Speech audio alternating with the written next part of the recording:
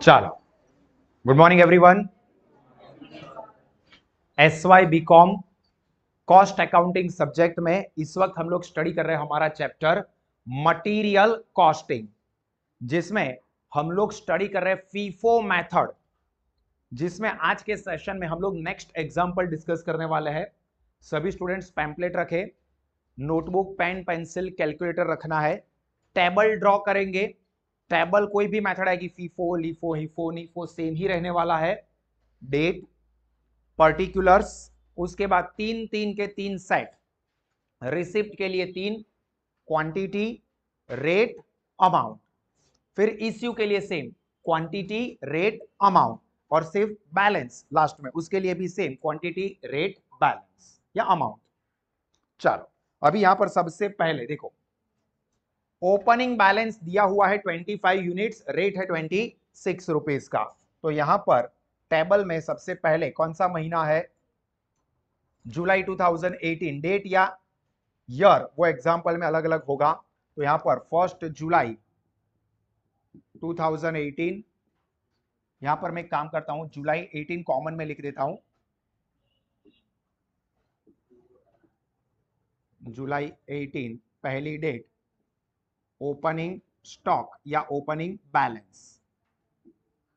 Opening stock कितना है? 25 unit का, रेट है 26। तो कैलकुलेटर पे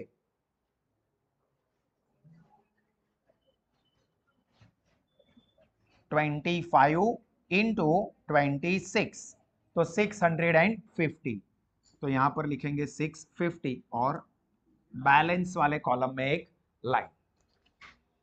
क्लियर, सिंपल सा है। ओपनिंग स्टॉक जो अपने को दिया है वो एज इट इज लिख देना है। उसके बाद नेक्स्ट ट्रांजैक्शन, फोर्थ डेट को इश्यू किया है, 8 यूनिट इश्यू की है। ऊपर वैसे भी अपने पास एक ही क्वांटिटी है, एक ही क्वालिटी के गुड्स है, तो उसी में से 8 यूनिट दे देंगे। तो इश्यू वाले में यहां पर अपने को लिखना है फोर्थ डेट इश्यू। कितने यूनिट दिए? 8 यूनिट। रेट कौन सा रहेगा? ये 26 वाला ही। तो कैलकुलेटर पे 26 इंटू 8, तो 208। तो यहां पर 208 और बैलेंस कितना बचेगा? तो 25 में से 8 चले जाएंगे, 17 रेट 26 ही रहेगा, और वैल्यू 17 इंटू 26 इंटू 26, 442। बैलेंस वाले कॉलम में लाइन ड्रॉ करेंगे, सिंपल सा है। देन सिक्स्थ डेट पे receipt from B and company. B and company के पास से रिसीव्ड हुआ 50 यूनिट, 23 रुपीज का रेट। तो रिसिप्ट साइड पे लिखेंगे sixth date, sixth date,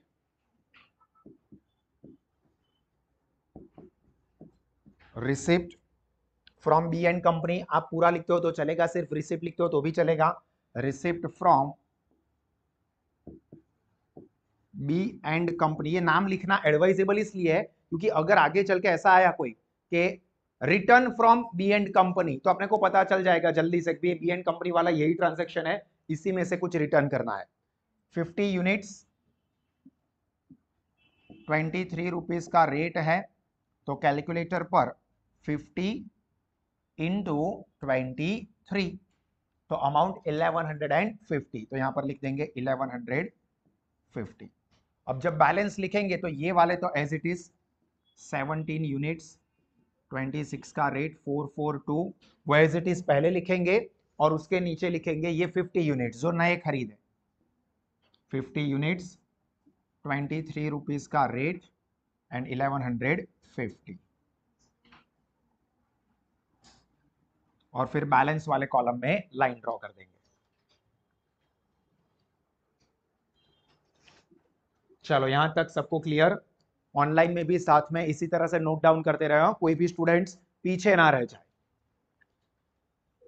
6th date के बाद 7th डेट इश्यू कर रहे हैं, कितने यूनिट इश्यू किए हैं? 12 यूनिट। तो 7th डेट इश्यू,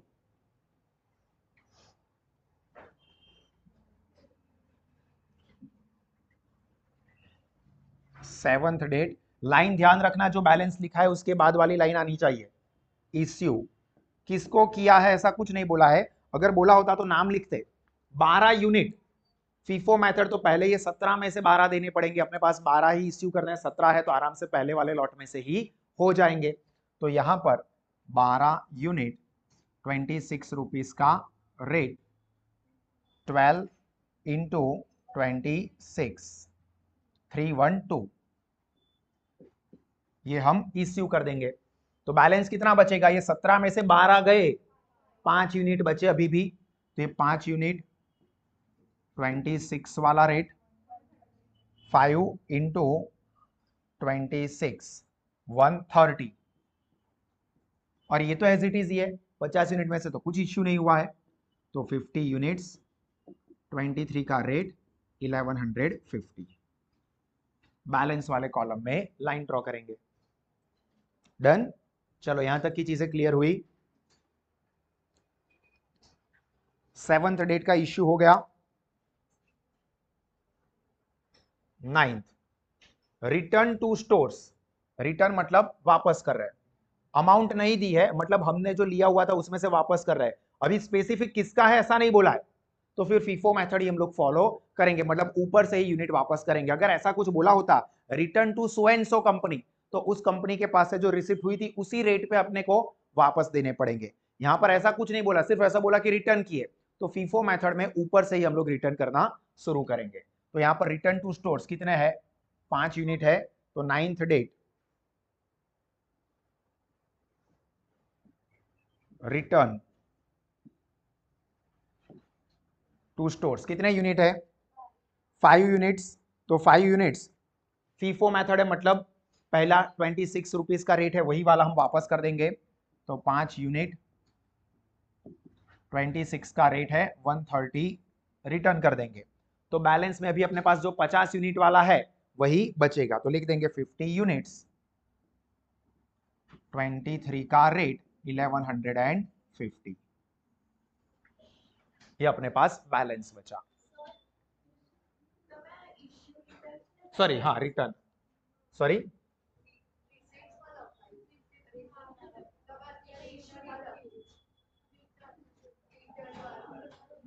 खबर नहीं पड़ी मैडम। रिटर्न फ्रॉम स्टोर्स मतलब आएगा, रिटर्न टू स्टोर्स मतलब जाएगा वाप, return to customers, return from customer ये अलग चीज है।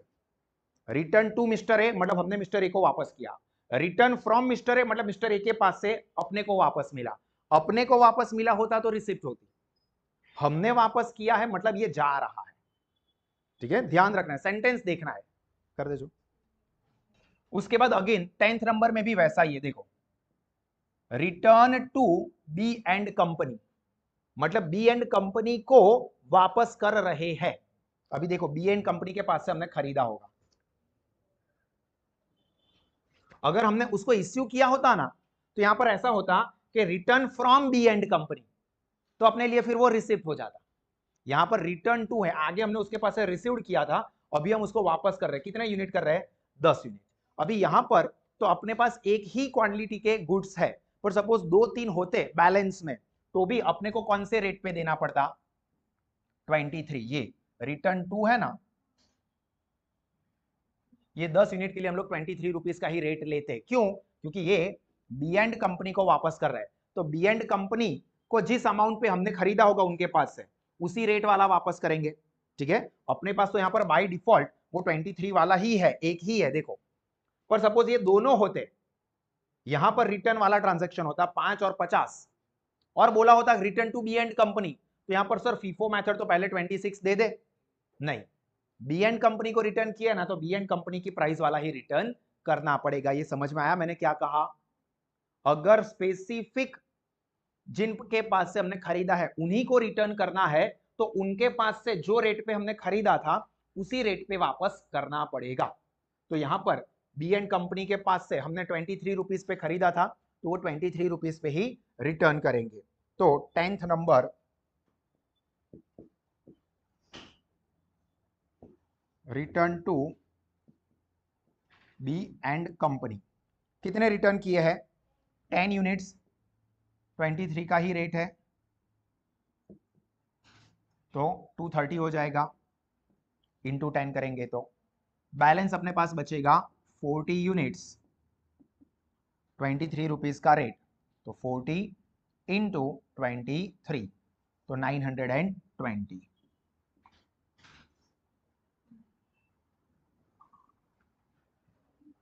समझ में आया? ये जो हमने 9th डेट देखी और 10th डेट देखी, उसमें डिफरेंस क्या है? 9th डेट में किसको रिटर्न किया है, मतलब किसके पास से खरीदे हुए वापस कर रहे हैं, वो नहीं दिया है, तो फीफो मेथड फॉलो करके जो सबसे ऊपर होगा वही वापस करेंगे। और अगर स्पेसिफिक कंपनी के पास से खरीदा हुआ था वो वापस कर रहे, वो दिया हो, तो सीक्वेंस में कहीं पर भी वो कंपनी का रेट हो वो लेना पड़ेगा।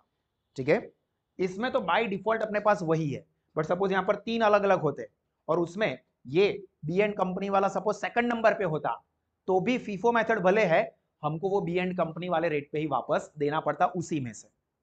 ठीक है, आएगा वैसा एग्जांपल भी। चलो उसके बाद 12th डेट इश्यू, सारे इश्यू वाले ही आ रहे हैं। 15 यूनिट, यहां पर ये खास ध्यान रखना हो, ऐसा ना हो जाए कि ऊपर नीचे लाइन चली जाए। तो 15 यूनिट 12 तारीख को रिटर्न कर रहे हैं और इश्यू कर रहे हैं, और 13 तारीख को 20, तो दोनों लिख देना है 12 और 13, पहले 15 है, तो 12 तारीख को इश्यू में कितने हैं? 15 यूनिट है, 15 यूनिट 23 रुपीज का रेट, तो 15 इंटू 23, 345। अभी 40 में से 15 यूनिट हमने दे दिए, 25 यूनिट बचेंगे, 25 इंटू 23,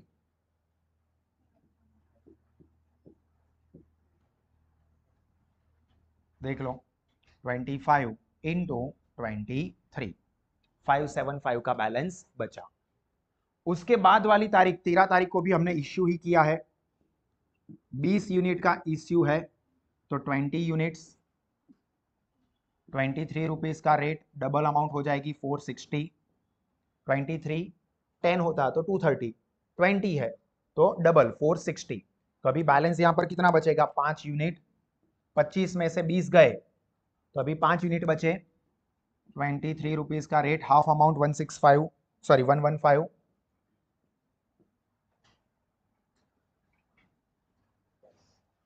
575 में से 460 माइनस कर दोगे तो भी बैलेंस मिल जाएगा 115। यहां तक की चीजों को प्रॉपरली लिख दो। यहां तक में किसी को कोई कंफ्यूजन है? Everyone clear? चल नेक्स्ट 13th डेट के बाद receipt from M and company, 15 तारीख को रिसिप्ट हुआ, बहुत टाइम के बाद रिसिप्ट आया। एम एंड कंपनी 25 यूनिट, 24 रुपए का रेट, एम एंड कंपनी, तो यहां पर लिखेंगे 15 तारीख,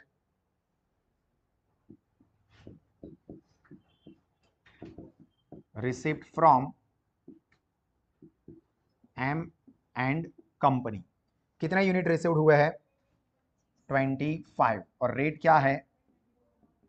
24, तो 25 इंटू 24, तो 600। तो अभी बैलेंस में वो जो 5 यूनिट थे वो तो एज इट इज लिखने ही पड़ेंगे, 5 यूनिट 23 रुपीज पे 115, प्लस ये 25 यूनिट 24 रुपीज का रेट। देखो गलती से भी इधर उधर हो गया ना, 24 इधर 25 उधर, तो आपको टाइम बीइंग अमाउंट में तो कोई प्रॉब्लम यहां पर नहीं आएगा, बट आगे चल के जो इश्यू होंगे ना उसमें दिक्कत हो जाएगी, तो ये ध्यान रखना, 25 यूनिट्स 24 रुपीज का रेट 600, और बैलेंस के कॉलम में लाइन, बैलेंस के कॉलम में लाइन ड्रॉ करना भी मत भूलना, वरना जब बैलेंस लिखे जाएंगे ना तो गलती से ऊपर वाला भी कवर हो जाएगा और मिस्टेक्स बढ़ जाएगी।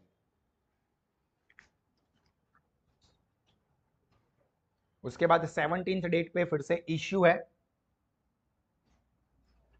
इश्यू किए कितने 10 यूनिट, तो 17th डेट इश्यू,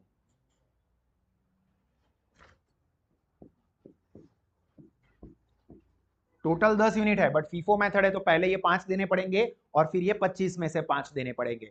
ये वाले 5 पहले जाएंगे और 5 की जरूरत पड़ेगी वो सेकंड वाले लिस्ट में से लेंगे। तो यहां पर 5 यूनिट 23 रुपीज की प्राइस यानी कि 115, और 5 की जरूरत है तो ये 25 में से 5 निकाल लेंगे, 24 रुपीज वाला रेट है तो 5 इंटू 24 120। तो यहां पर अभी बैलेंस कितना बचेगा, ये पहले वाले 5 तो गए, फिर दूसरे वाले 25 में से 5 दे दिए तो अभी भी 20 बचे हैं, तो 24 अमाउंट डबल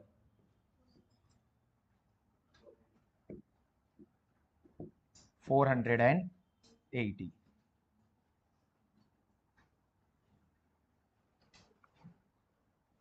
लिख दो यहां तक,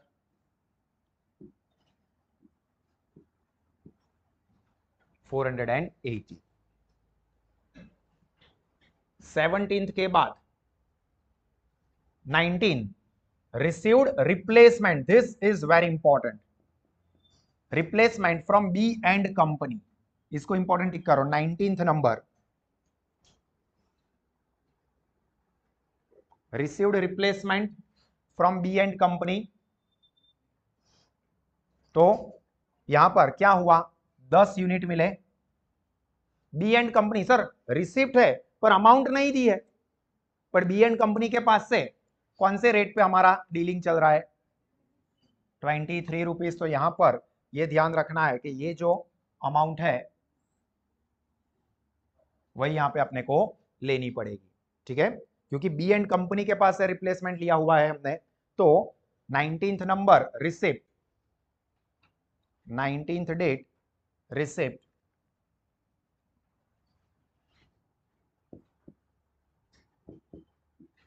या फिर रिसीव्ड रिप्लेसमेंट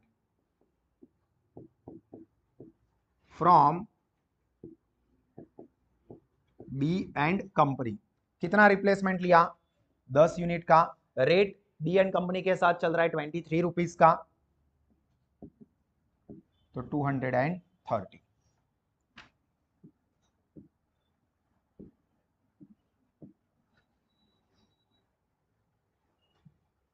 अभी जब हम लिखेंगे तो ये 20 एज इट इज, और ये नए वाला है वो नीचे ऐड ऑन कर देंगे, तो ये 20 यूनिट्स 24 की प्राइस 480 ये एज इट इज, 10 यूनिट 23 की प्राइस 230 एज इट इज। यहां पर इंपॉर्टेंट ये था अमाउंट वाला, अमाउंट जो थी वो नहीं दी थी, रिसिप्ट था फिर भी, बट बोल दिया था बी एंड कंपनी के साथ का रिप्लेसमेंट है तो बी एंड कंपनी वाला रेट लेने का। फिर 19 के बाद 20 नंबर important, return to stores out of issues made on 17। अभी देखो यहां पर क्या बोला, return to stores out of issue made on 17, तो 17th डेट पे जो इश्यू किए थे वो वापस आए हैं, तो यहां पर रिसिप्ट होगी। सेंटेंस समझना है, क्या बोला है, return from issue made on 17th date पे हमने जो इश्यू किए थे ये वाले 10 यूनिट, उसमें से वापस आए, अभी उसमें से वापस आए तो अपने लिए रिटर्न हो गया, रिसिप्ट हो गया।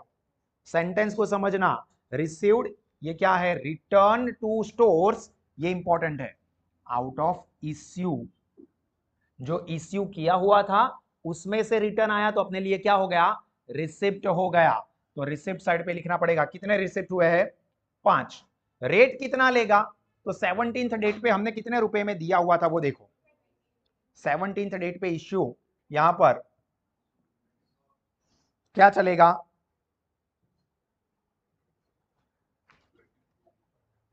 एक मिनट 17th डेट को देख लेते हैं, इश्यू 10 यूनिट,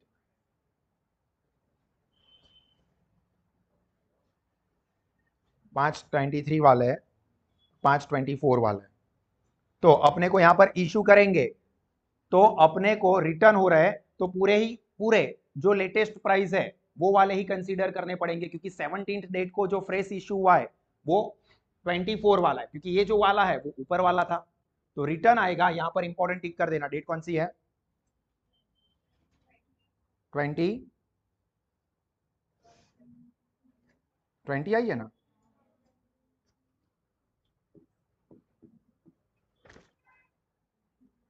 एक minute,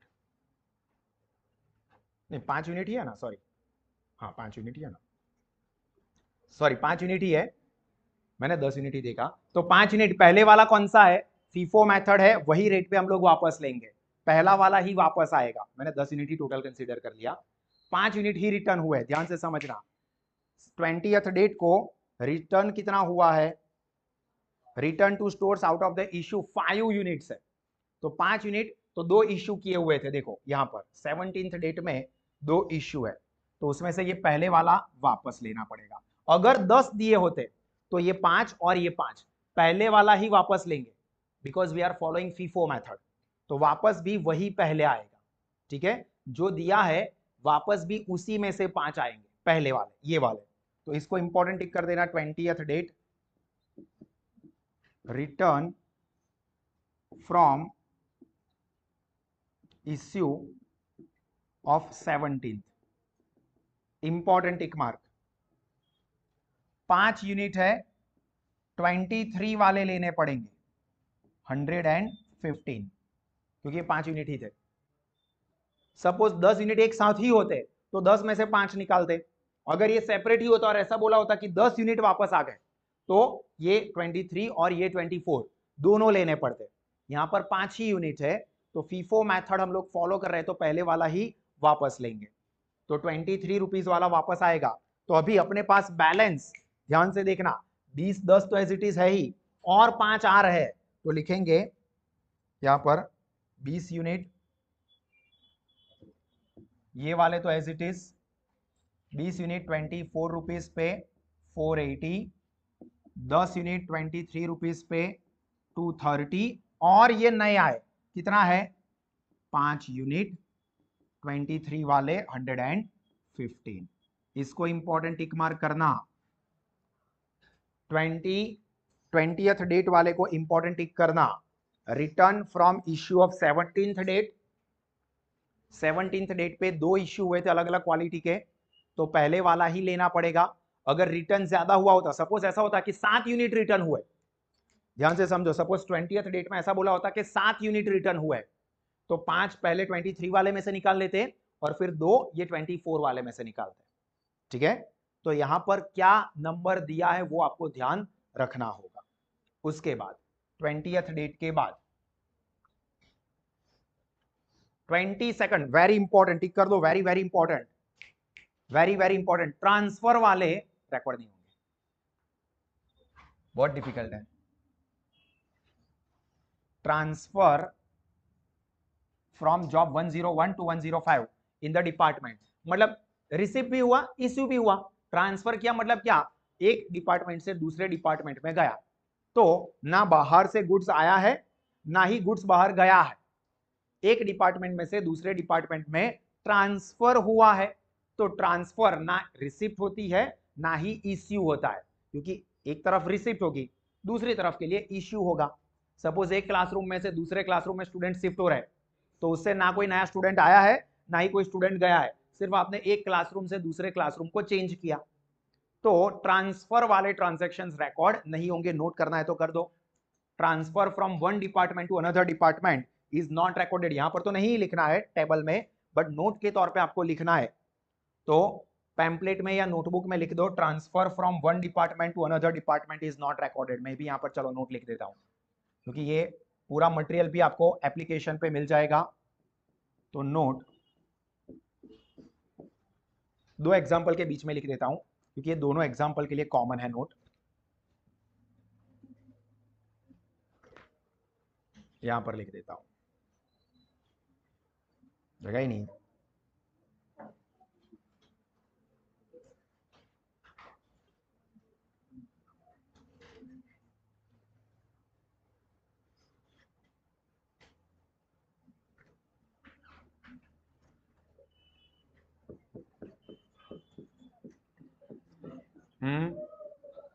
just a minute, transfer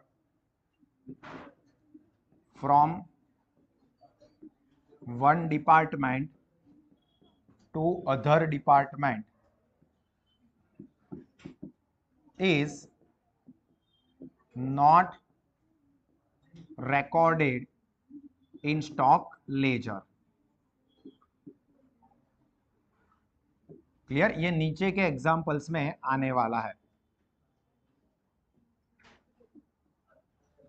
ये एग्जाम्पल में जहां पर भी ट्रांसफर आ रहा है, transfer from one department to another department is not recorded in stock ledger. तो यहां पर जो हम लोग एग्जाम्पल कर रहे हैं, ये ट्रांसफर आया तो ये ट्रांसफर को रिकॉर्ड नहीं करेंगे।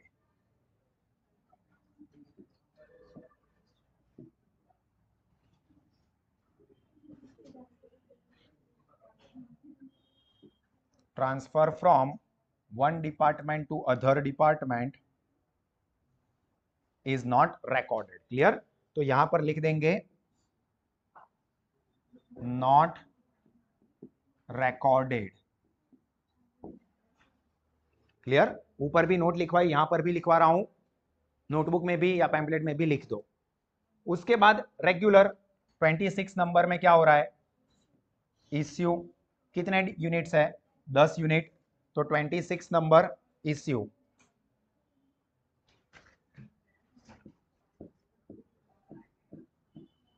दस यूनिट ही करने हैं, पहले ही अपने पास 20 है तो आराम से उसी में से हो जाएगा। तो यहां पर 10 यूनिट 24 रुपीज का रेट 480। तो बैलेंस कितना बचेगा, ये वाले में से 10, सॉरी 240, एक जीरो ही लगाना है। 10 यूनिट बचे 24 वाले 240, ये 10 यूनिट एज इट इज बचे 23 वाले 230, और ये 5 यूनिट भी एज इट इज बचे 23 वाले 115 एज इट इज लिख देना है। ऊपर वाले में से ये 10 यूनिट गए। उसके बाद फिर से अपना फेवरेट टफ वाला 29th नंबर,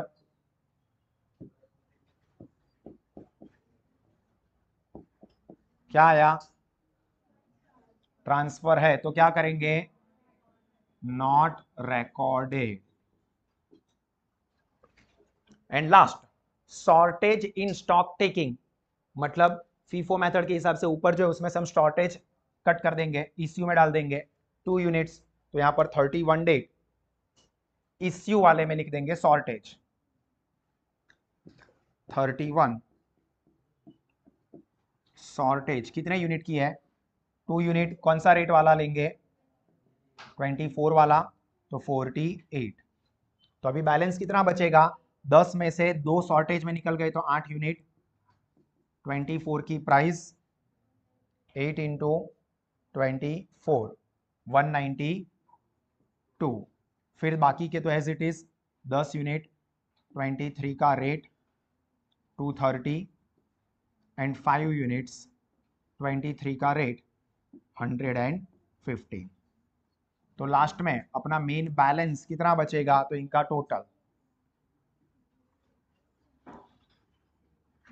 वैल्यू क्या होगी क्लोजिंग स्टॉक की, 192 प्लस 230 प्लस 115, 537 हो रहा है, 537 टोटल,